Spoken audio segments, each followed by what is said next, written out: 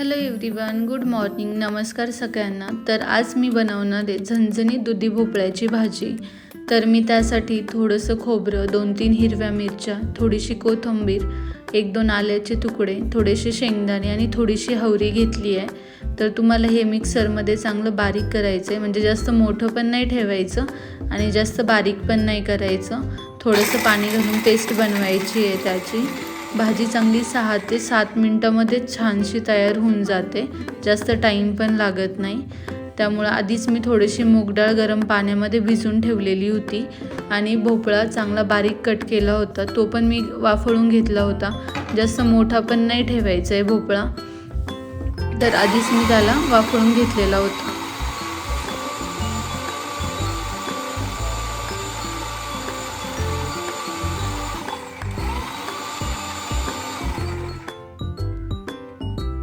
तर अशा प्रकारे तुमचं वाटण होऊन जातं. मग तुम्हाला कुकरमध्ये 1-2 टेबलस्पून ऑइल टाकायचं आहे. त्यामध्ये थोडीशी चिरलेली कोथिंबीर टाकायची आहे तुम्हाला, थोडेसे जिरे टाकायचे आहेत, थोडीशी मोहरी टाकायची आहे. तुमच्या चवीनुसार तुम्हाला कसं तिखट लागतंय त्यानुसार तुम्ही मसाले टाकू शकता. मी याच्यामध्ये थोडंसं घरी बनवलेलं लाल तिखट आणि घरी बनवलेलाच मसाला होता, तर 2 चमचे मी घरी बनवलेला मसाला आणि 1 चमचा लाल तिखट टाकलेलं आहे आणि थोडीशी हळद टाकली आहे.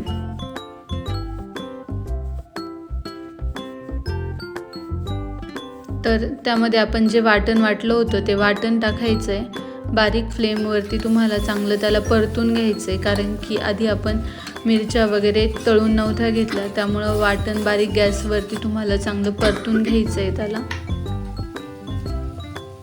जास्त ऑइलचा पण यूज नाही करायचा.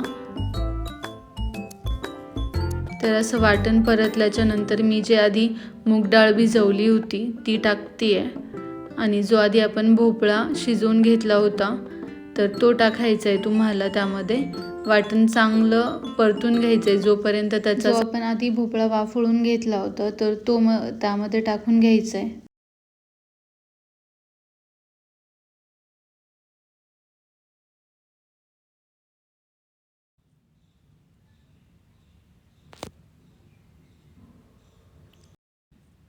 त्यामध्ये तुम्हाला पाणी टाकायचं आहे, जे आपलं वाटणाचं पाणी असतं तेच टाकून द्यायचं आहे. त्यामध्ये तुम्हाला किती लोकांसाठी बनवायचं आहे त्यानुसार तुम्ही त्यामध्ये पाणी टाकू शकता.